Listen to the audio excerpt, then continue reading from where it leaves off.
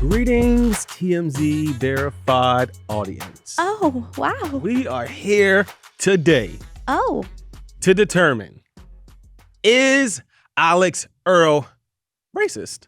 Here we go. Ah! Open up the book, because it's giving every influencer right now. Everybody got a little racist. sprinkle of racism. If you missed it, Alix Earle trending this week because some posts that she made a long time ago have reemerged, and she was using everybody's favorite word to use, even though some people shouldn't be saying it. I'm talking about the N-word.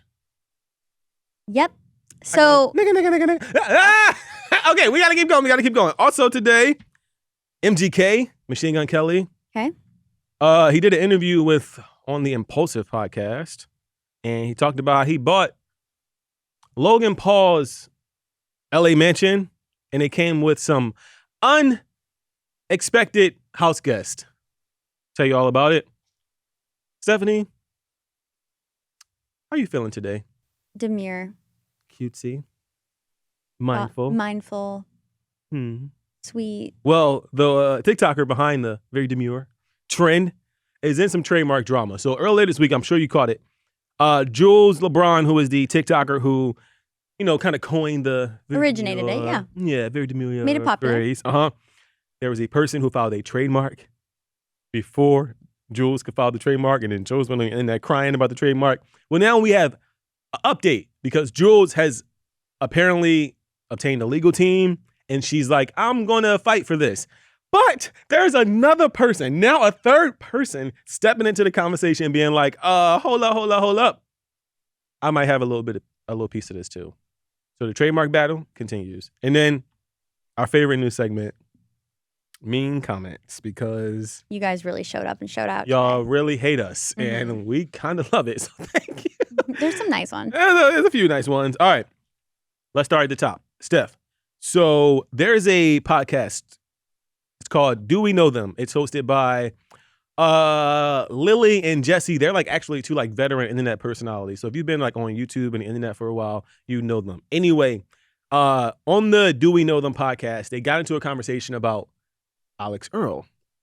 And one of the things they brought up was that Alix Earle used to have an AskFM account. If you don't know what AskFM is. I was just going to say what it is. Right. Tell the people what it is. So AskFM was a thing back in, I want to say, late millennials, okay? Yeah. It was before the Gen Z, but late, the last years of millennials. Yeah, literally. I was barely cutting the surface of Right. this website. Basically, there was another one also called Formspring, if you guys aren't familiar with that. You can anonymously say things to people, and you can literally just anonymously ask and say things to people. So for example, I would go on your AskFM and then say, I think you're really ugly and you smell at work. And you'd be like, who said this to me on AskFM? Right. So for context, that's the platform. And so when Alix Earle said this, it gives weight to it because she has no idea who she's talking to. No idea. So like Steph said, they're people can ask anonymous questions. So in Alix Earle's case, people were writing her anonymous things, and then her responses were just nigga, you a nigga, random N-word, dropping of the N-word. And it holds weight because she has no idea who she's speaking to. Yeah, so she just hurling the N-word. Not that it makes it any better. I'm just saying she's willy-nilly. Just out here, just dropping the N-word. Right. On a Tuesday.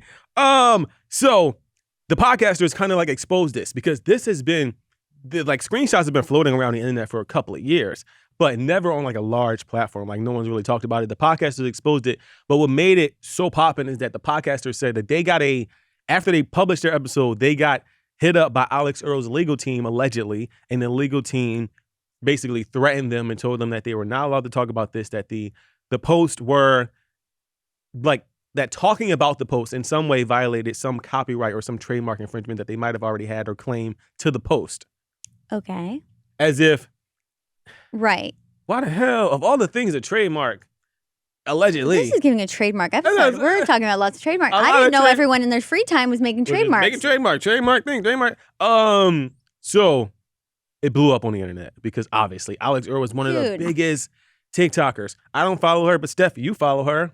What's her draw? What Wyld always likes to throw me under the bus. Any white girl that's in fashion or beauty, he loves to say that I'm a super fan. I watch the girl. I know the girl. We all do in this entire newsroom. In that space, yeah. She's mega popular. She's dating an NFL star. please. Mhm. But she was on the basically, cover of Sports Illustrated Digital this right. year? Yeah. So Okay. basically, I mean, they're putting anyone on Sports Illustrated nowadays. Anyway, That is so shady.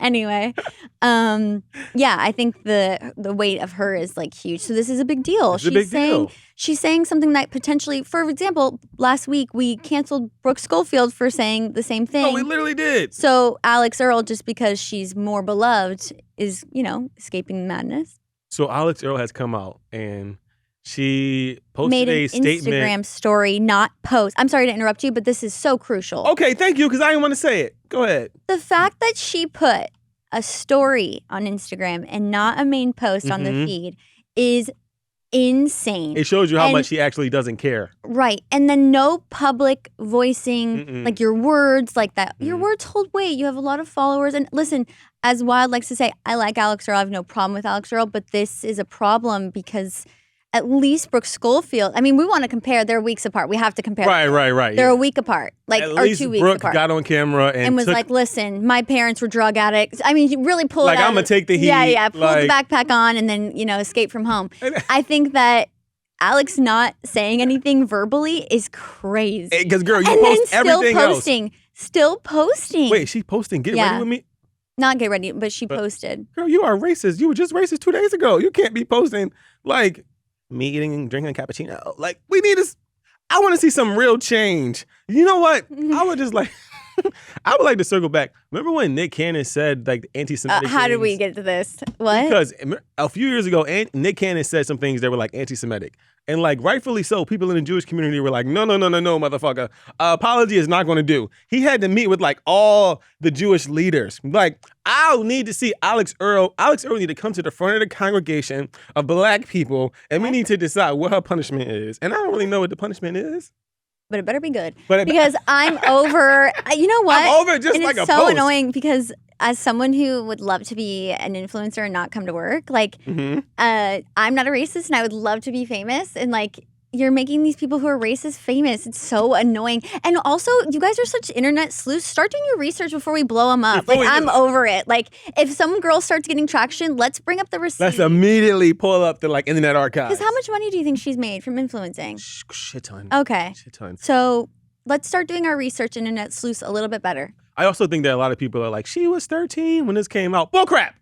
I was not racist at 13. Okay, I do want to talk about this because we've talked about it every single episode that we've talked about racism. Right. Okay, I grew up in LA, which is a very, like, Super diverse, super diverse. We know everybody.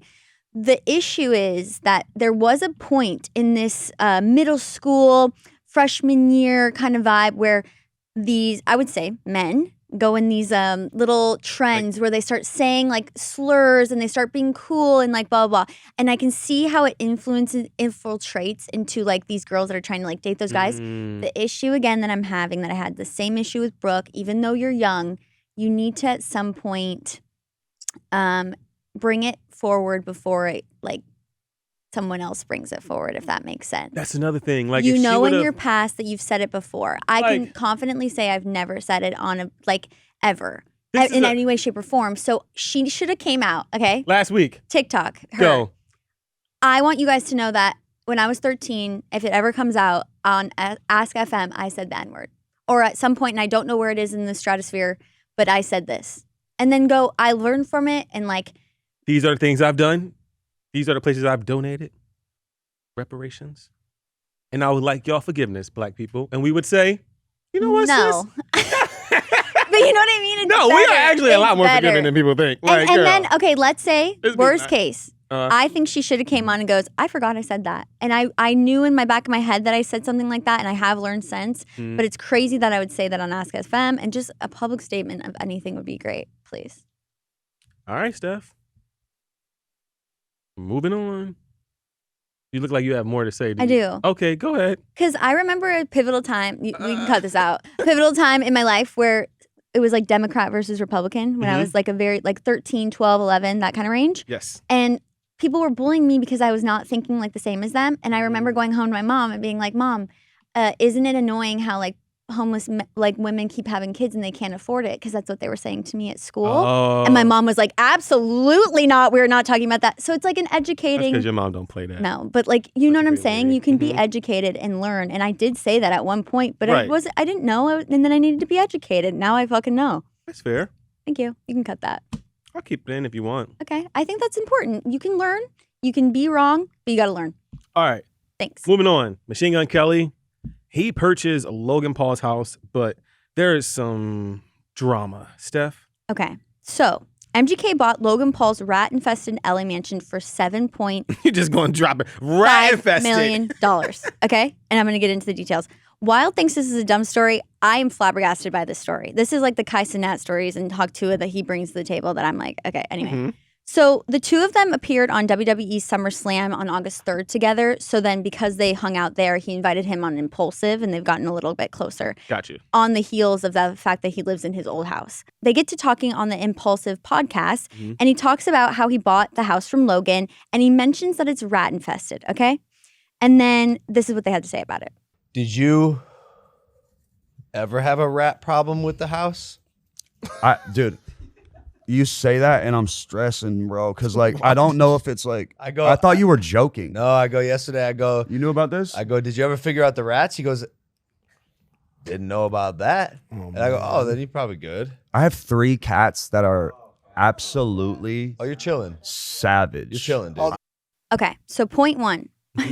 It's clear that Logan knew about the rat problem and MGK did not prior to moving in. Point 2. He bought the house for $7.5 million. It's 8,689 square feet, includes 8 bathrooms, 7 bedrooms, an in-ground pool, wine cellar, a billiards room, which is like pool, and then more luxurious amenities. But this is a house that has rats in all of those rooms. And you are sitting with someone on a podcast that you bought their house and you didn't inform the man that there was rats in there? You know, now that you explain the story to me, it is actually really. And again, really they messed are up. let's say they were just acquaintance. When you're famous, you know everybody. I'd be like, hey, Everybody MGK, knows before you buy this everybody. house, like I just want to let you know that it's rat infested. That well, like MGK then says like what he's done to like help the issue, and he had to call Tommy Lee for his exterminator. He has cats that help with the issue. But the point being is like, do celebrities not talk in terms of, hey, Wyld, you're moving into my house? a There's lot of rats. times, no. And then I think specifically in Logan Paul's case, he was like not in LA when that house was being sold. I don't know if you remember, like back in that time, he was flying around a lot. Okay. So I think they don't talk personally when they're trying to sell their houses, but it is really messed up to not be like, there's a difference between it being like a few little rats running around than And like yeah. rat infestation. And the reason it's a big story to me is it's $7.5 million. That is crazy. Okay. That is And crazy. again, it's not like Jennifer and Ben where they can like afford like it's MGK. Okay. I'm sure he has money, but Did you say he can't afford an exterminator? no, you just shouldn't be like lowballing these people with like, here's my you can gull it down like $7 million. I also imagine, I don't know this for a fact, obviously, but I imagine that like any house that Logan Paul lived in, Gross. that's what I'm saying. Like Cheetos in random Stinky corners, socks. like used condoms Oh yeah. stuffed in like in the fireplace, crevices. they go like that. He flings it off. Yeah, you like open up oh no. Yeah, I don't think Leftover food. like ramen noodles. And remember, there was a bunch of people living in that house. That's with what I'm him. saying. Like it I remember wasn't the just logs. like I remember the logs. it wasn't. I didn't even know there was part. It's no one's surprised that they had rats, but it's a little messed up that he didn't tell Machine Gun Kelly about the rats. That's all I have to say. Okay. Would you tell me if I bought your house or if I moved into your apartment, okay? Which is a very intimate thing, by the way. We're like overselling that as well. If I moved into your house after you, would Right. you tell me? Yes. I feel like that's What if also, you had to make a sale? That's what I'm saying. I feel like that's also kind of something that like you would like put on a sticker. But Logan Paul House has so for much sale. money. He could, Rats like, inside. next story. Um, Comment down below if you tell your friend. the creator on TikTok who started the very Demure. I also feel like I'm not saying that right on account of Demure. Demure. Ugh, I hate this trend. Okay, well, the TikToker Joe's LeBron, who started the very demure, very mindful, very cutesy trend. It's funny when you say it. So TMZ we reported on Friday, so last week, August 23rd, that a person named Jefferson Bates from Washington filed a trademark. Very demure, very mindful. Brilliant. Honestly, though, kind of smart. So according to court documents, again, the trademark was intended to be used for things like marketing, advertising, and promotion. And a few days later, Jules goes, hold the hell up. Jules took the TikTok and was like, I didn't know. Basically, she didn't know that the trademark had been filed. And here's what Jules had to say. Like this merch situation is like really like fucking me up. Like I've just invested so much money and time into this. And I feel like I did it wrong. Like I feel like I didn't try hard enough. All right. So I have mixed emotions about this. Because one, you'd be pissed if Wyld got famous and then he didn't trademark something. My phone would be ringing off the hook. He'd be like, I think it's so fucked up. Every day I would be fucking livid. But like, this is like the one. If I said something today, which I say a lot of stuff, but if something I said today went popping tomorrow at 10 a.m., I'm at the trademark office. 10 a.m. Santa's coming to town. I have already changed my Instagram bio to the guy that said XYZ. Like, I am immediately going, like, I don't think, first of all, the Very Demure thing was out for like 4 or 5 days before, or was popular for about 4 to 5 days before, don't y'all insist, I got more to this, before any of this kicked off. Jules had 4 to 5 days to file a trademark. Jules, I'm not on your side. I'm not on your side, sis. Be quicker. What else were you doing? Flying to Los Angeles? No, chatting all around town. I disagree with you. I feel for this because because we're not like you where we have our whole fame plan mapped out. Immediately, boom. I would be famous overnight. I'd be like, Wyld, what's happening? You'd be like, you need to cash in on this. You need to like, and he would be my manager overnight. And I would be like, I just need to like live my life. And he'd be like, no. You need to do this. You don't need to process anything. We got stuff to do. Most people don't act like that. So he's not like, most people don't act like that. So, you know, that's not the mindset. All right. Well, okay. There's a new development in this whole thing because you're really stringing this on me. What's I know. Breaking news. Really, right now. Right here. TMZ Verify the Podcast. There is a woman who owns a business. It's like a holistic type of like love yoga-ish, therapeutic. Not really yoga, but like wholesome, holistic, mindful. She has come out and she said, "Hola, Jules." She has an issue because she has been selling products and using the phrase like very mindful because she offers mindful practices. She has like a mindfulness center. And she's like, I also have some rights to this. So she's adamant that Jules is not like the first owner of the very mindful part of the Very Demure. Okay, I don't agree with this girl because, and as someone who loves like holistic and like all these yoga and like all that shit, you've been making money from the quote. You should have trademarked it. So snooze you lose to the girl? Yeah, that's like way over time. You go like, snooze you lose everybody. Snooze you lose. No, this girl got famous overnight and then she was like hustling and bustling. She's sending out her Etsy orders. Like, come on, you had time. Yeah. I don't know. And I don't know if this is just me, but like, I feel like going viral in 2024 is different than going viral even in like 2021. Oh my, like, it's so specific to this year. Yeah, but like in the sense of like a few years ago, go ahead. No, and I don't mean to cut you off, but like it's like you go viral a few years ago and then no one remembers your name or who you are. Oh. Now it's you have an OnlyFans, you're flying out to LA, you have a manager, you're with like a content publishing team, like you have a plan. I agree. I think that like viral fame lasts a lot longer now. However, trending things do not last as long. Meaning like last week, everybody was saying very demure or very mindful. It's already fading away and we're in the second week. Jules, you worried about the wrong things. You worried about a goddamn trademark and selling property.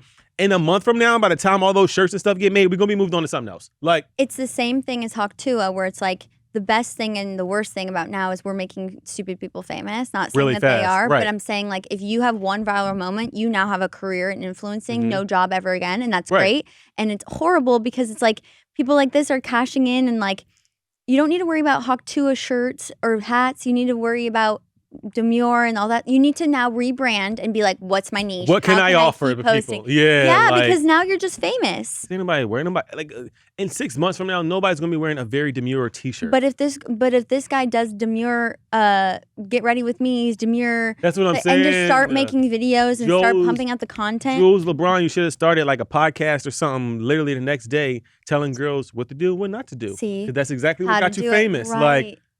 Like, we need to quit our jobs and be, what's it called? When you like guide people I into, don't know, publicists, consultants. you'd be really good at that. I know how to operate this. All right. Wait, you literally said this morning, you're like, I find talent. I did You did say that. Unrelated to this, by We the were way. chilling in the office and I go, I He should be stands like up. the... We face desk like this. He stands up. He goes, I should be in charge of the Well, talent. the first thing I said was, stars are born in the podcast studio. where we Please, are. I ignored that because I am Didn't not I a go? star. He just wanted to hang out You with know. me and goes, you need to be better than this. If you want to hang out with me, I gotta be better. All right, let's move on to our favorite new segment. Bump it We on. do it every week. Mean comments. All right, so This is our new Gypsy Rose segment. yeah, I was about to say we no longer do the Gypsy Rose. Honestly, See ya. Until you have that baby. the moment she announced that she was pregnant, we go immediately not. Because I wanted her out at the club. Yeah, our Gypsy Rose updates were not going to be Gypsy Rose just like Holding showing off her hands. ultrasound and like I never. the baby That's is kicking. never us. Nah, get that baby out of here. All right, so We're acting like she's so sad. Like she's like, thank God. thank God these motherfuckers I'm talking about. Like the audience is like, thank God. The audience literally. All right, sorry, y'all. Focus. So this one's in reference to our Kai Cenat video with Kamala Harris. Just want to say for the record, the fact that y'all are still commenting on that video and still cursing us out, please We will be looking for Kai Cenat stories going forward. leave us alone.